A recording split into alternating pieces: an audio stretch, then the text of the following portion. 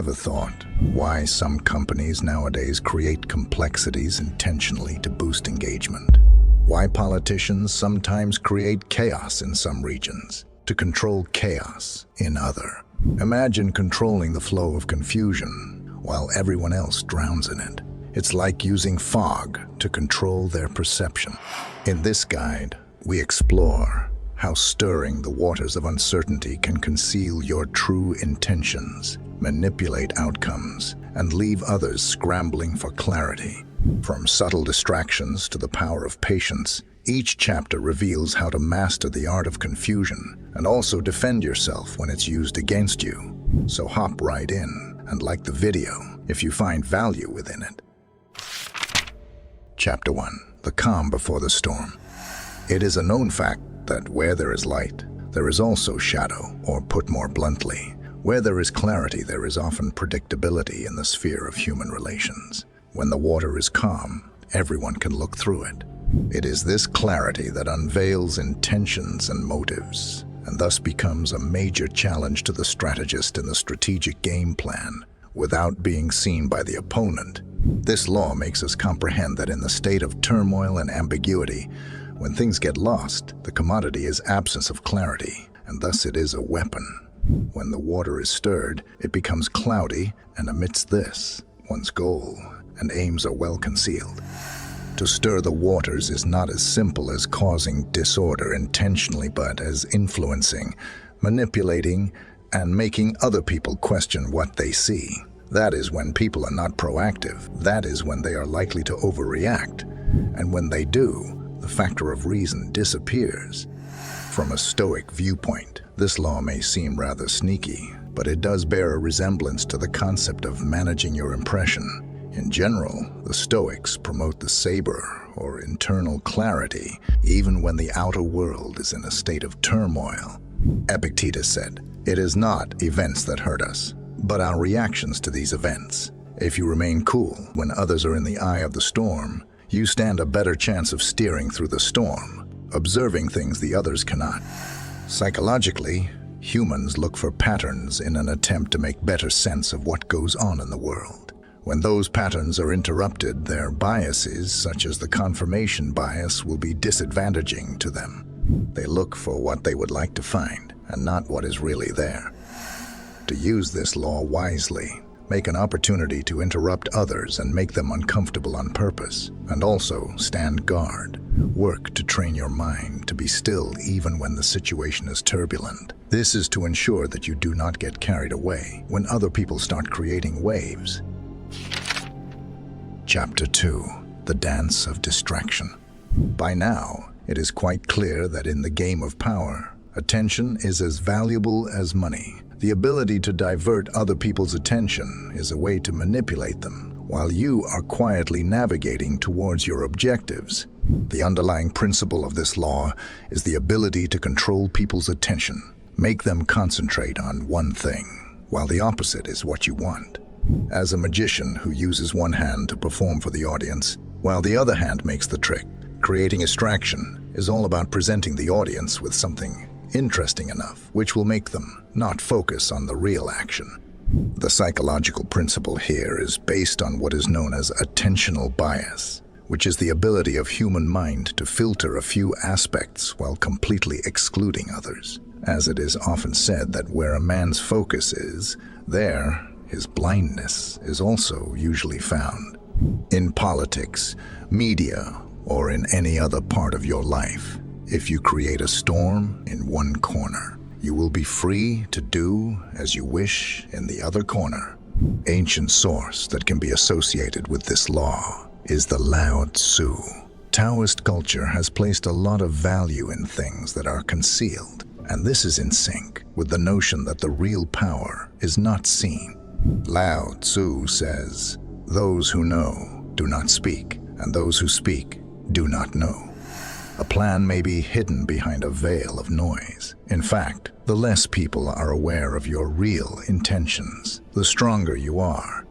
In this law, there are things you have to present, something that will distract people from your goals. But be careful. Those who allow themselves to get distracted are gullible. Stay on the goal, and do not allow yourself to be distracted by all the gossip and nonsense that is often around. In that balance, power exists. Chapter 3. The Uncertainty Principle. Confusion breeds hesitation. When people do not have any idea of what is going on, they do not do anything, hoping for information which may never come. This law is anchored on the premise that when there is uncertainty, it has a negative impact on the other party, but a positive effect on yourself. When they are confused, you are the one who controls their actions, and then it pushes them into mistakes and reactions they would not make in stable conditions. A psychological angle here is the ambiguity effect that demonstrates that the clients are more likely to make decisions with certain outcomes as opposed to the ones they are not fully informed about. When they are in ambiguous situations, they either get paralyzed or act based on the wrong assumptions and thus become prone to attacks. The use of the word ambiguity means that you wish to keep people uncertain. This puts them to the back foot while you take advantage of their confusion. In that regard, it philosophically coincides with the idea of the Stoics, who put a lot of emphasis on maintaining stability from within. We may not be able to choose what happens in the outside world, but that doesn't mean we cannot choose how we respond to them. The Stoics teach one to act reasonably, to ensure that even in the middle of the storm or situations that are not very clear, you have your bearings right. Marcus Aurelius said, "If you are pained by external things, it is not they that disturb you, but your judgment of them. And it is in your power to wipe out that judgment now. Step by step, the one who stays calm when others lose their direction becomes the beacon of hope." However, to apply this law, incorporate certain aspects of ambiguity into the game in order to unbalance your adversaries. However, when it comes to giving a defense, do mental rehearsal. Be the calm within a storm, especially when everybody around you seems to be confused. The one who stands firm while the other party weakens takes leadership of the doomed failure. Just a quick reminder, if you're enjoying this video, please consider like and subscribe, and thanks a lot if you did already. Moving on. Chapter 4. The Barage of Control. Control is always an illusion, and this law takes advantage of this. When you pull the rug from under somebody, he struggles to find the ground to stand on once again. The more they try to understand it, the more they are left perplexed. In fact, it is as if they are trying to hold water. You give them a clear set of options that appear to be quite simple on the surface, while at the same time making sure you're leading them exactly where you want them to go. This approach works because of what organizational psychologists refer to as the illusion of choice. It often happens that people feel they are more powerful if they get the impression they are making choices, even though they are all trivial or predetermined. When you give options that do not matter, or when you set them up for failure, you create a puppet master syndrome that makes people think that they are in control when you are actually pulling their strings. This technique appeals to our self-directedness, thus making us fail to notice the strings in the behind. The Chinese philosopher from the ancient times, Sun Tzu, mentioned this principle in the relations between warring parties. He said, "Operate where the enemy has nowhere else to go. Move where the enemy does not expect it." This puts the opposition on the defensive. They are playing your game, and they think they are setting the pace, while in fact they're just following the rhythm of the actual game. To use this law, present choices which appear to be liberating but are, in fact, a part of your master strategy. Allow others to have their way of thinking, while everything must lead to one destination, yours. In response to this, learn when the options available are distractions. Take a bird's eye view and get the big picture. This is the fundamental way in which true control differs from reacting to options. Instead, it consists of the decision of whether or not to participate at all. Chapter 5. The War. When there is conflict, then it is even worse because the level of uncertainty is increased.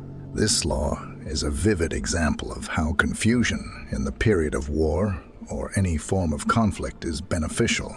When there is anarchy, people try to find the logic and reason. That is why they are caught in their own traps.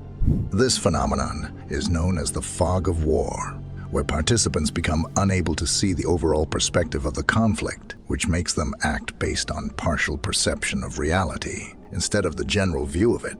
One psychological concept that is very much related to this is cognitive overload. It is for this reason that when one is overwhelmed with information, or where there is too much uncertainty, the rational mind is unable to function. Such a state results in decision-making process, which is based on biases and rather impulsive decisions. When the mind is troubled, it seeks simplicity, and thus often clings to the wrong things. The Stoic philosophers generally teach the virtue of clarity in the presence of perplexity. In his work, Seneca has made a statement that we suffer much in our mind than we do in actuality. This statement gives credence to the notion that much of the havoc that we see is in our heads. The Stoic style of thinking tells us that if one is able to keep one's wits, one will be able to see through the mist when everyone else cannot. When we do not get affected by confusion, then we are in a position to make the right decision. To use this law, bring the complication into the already messy situation so that the other party would be off balance. Offer a mixture of relevant data or multiple issues simultaneously that they cannot address adequately. However, in order to protect yourself from the same treatment, you have to slow down. When all issues appear critical, one has to remember that most of the time, all the decisions can be delayed. In fact, the clarity can be achieved with time and not necessarily through some form of action. Chapter 6. The Delicacy of Suggestion. It is not necessary for confusion to be open. Usually, the gentlest way to make waves is with insinuation. By sprinkling tiny seeds of doubt or confusion, it ultimately falls on others to confuse themselves. The genius in this method is that people think they've come to their own conclusion while you've subtly guided them there. Concepts in psychology, like priming, apply to this phenomenon. Like exposure to a stimulus influences the response to a later stimulus without conscious awareness. If you drop hints or make vague statements, you plant seeds that allow someone to see things the way you want them to. Even though they may believe they're acting independently, you've quietly laid a steadfast path, and the mind naturally correlates events according to your subtle design. The Stoic philosopher Zeno once wrote that you should strive to master perception itself. For him, a wise person grasps the reality of things and is not deceived by misleading appearances.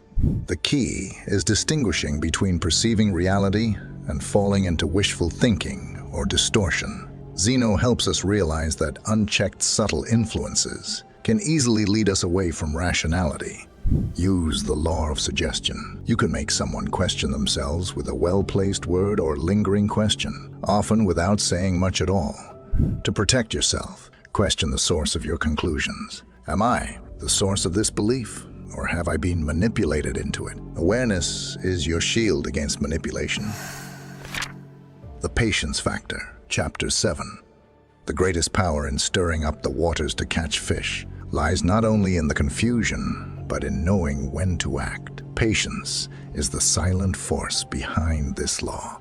Once confusion is established, the impatient scatter in different directions, seeking short-term rewards or answers, while the wise remain still, waiting for the perfect time, staying calm in a sea of chaos. While others panic is what separates the powerful from the powerless. This relates to the psychological principle of delayed gratification, famously researched in Walter Mischel's Stanford marshmallow experiment. Children who resisted the temptation of an immediate but smaller reward often did better in various aspects of life. This also applies to power dynamics. Those who resist acting immediately often win a greater prize. By letting others wear themselves out in their confusion, you conserve your energy and strike only when the field is clear. In Stoic philosophy, patience is central. Marcus Aurelius emphasized the importance of waiting for the right moment. Time is a river of passing events, and strong is its current. No sooner is a thing brought to sight than it is swept by, and another takes its place. Acting too soon risks being swept away by the current of uncertainty. Waiting and observing align you with the flow of time. Practice patience with this law. Stir the waters, but don't immediately chase the fish. Let others exhaust themselves in confusion and strike with precision when the time comes. To defend against this, recognize the trap of urgency. Don't act in confusion. Sometimes by waiting, you reclaim control. Now, you should check the playlist of 48 Laws of Power. It should be showing now on the screen. Or click the other one. YouTube thinks best for you. Peace.